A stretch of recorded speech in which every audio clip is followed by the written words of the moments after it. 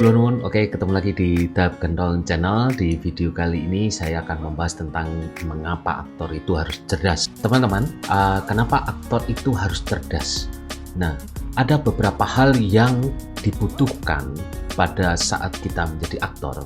Ketika kemudian kecerdasan seorang aktor itu nantinya akan dipergunakan di dunia pekerjaan sebagai seorang aktor ataupun pemain film ataupun sejenisnya.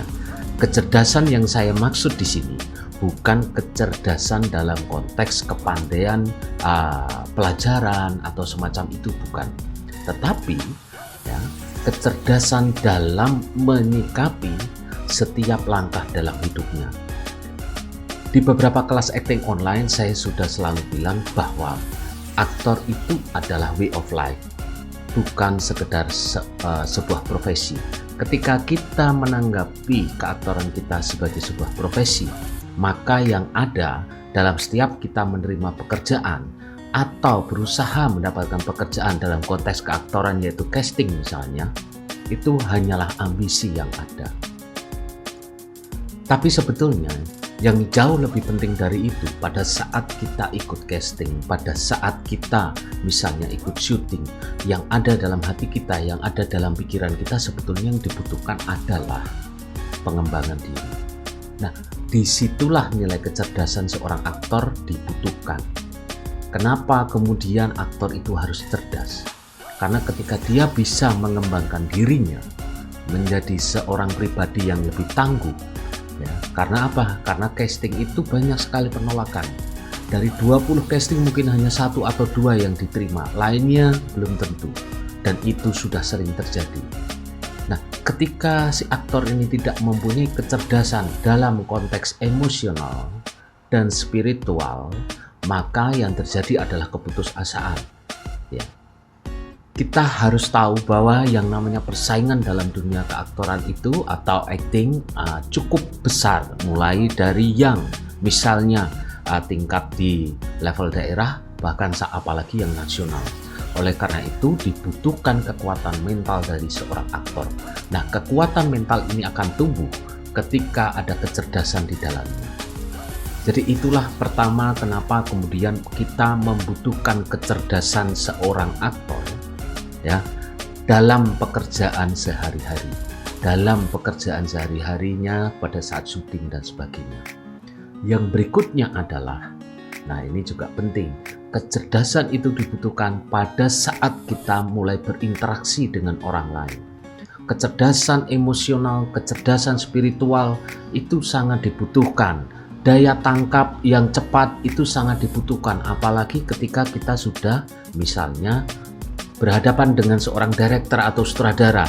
Jangan sampai misalnya kita sebagai aktor seperti dalam tanda petik lemot gitu ya. Dijelasin kayak gini nggak bisa, dijelasin kayak gitu nggak bisa gitu. Nah, itu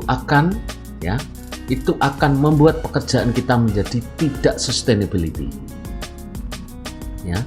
Pekerjaan kita akan menjadi kendor di tengah jalan karena kecerdasan kita yang kurang, daya tangkap kita, konsentrasi kita. Oleh karena itu maka seorang aktor dibutuhkan konsentrasi.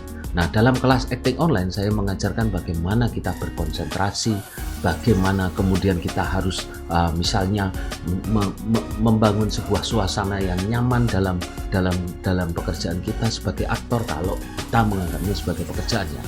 Nah, dari mana kecerdasan itu didapatkan, ya? Itu adalah dari sikap awal, ya. Jadi ketika sikap awal seorang aktor itu hanyalah menganggap keaktoran atau acting ini sebagai sebuah pekerjaan, maka seperti yang saya bilang di depan, yang ada hanyalah ritual-ritual seperti biasanya, seperti pegawai pada umumnya. Ekstrimnya adalah kita hanya masuk, istilahnya masuk kerja, syuting, pulang, selesai, udah. Tetapi yang bisa membuat kecerdasan ini tumbuh adalah sikap awal. Yang pertama adalah motivasi. Nah, sikap-sikap awal ini kemudian bisa menumbuhkan kecerdasan kita itu, bahkan dalam kehidupan sehari-hari. Sekarang misalnya saya menuntut teman-teman, misalnya saya menuntut teman-teman, coba setiap kali nonton video ini jangan di skip. Apakah sanggup? Ya, setiap kali menonton video di channel ini jangan di skip. Apakah teman-teman bisa? Apakah para subscriber ataupun penonton di channel ini bisa? Karena apa? Budaya skip itu, budaya meloncat-loncat, kita hanya mengambil yang penting-penting saja, yang menurut kita penting. Padahal belum tentu. Ada bagian-bagian part-part di mana yang bagian yang kita loncati itu justru yang penting gitu. Karena apa yang saya bicarakan, terutama di channel ini ya, itu hampir semuanya penting. Karena saya tidak ngomong dengan basa-basi gitu, tidak. Oleh karena itu, ketika budaya skip itu ada di dalam diri kita, maka itu akan berpengaruh dalam kehidupan kita. Bahkan sampai ke hal yang kecil, misalnya kita membuka WhatsApp di sebuah grup, apa yang terjadi? Kita scroll aja kan, gitu. Kita scroll aja ke atas gitu. Padahal mungkin pada saat kita scrolling itu, hal yang penting ada di situ. Oleh karena itu budaya skip ini harus dikurangi atau kalau bisa malah dihilangkan. Karena apa?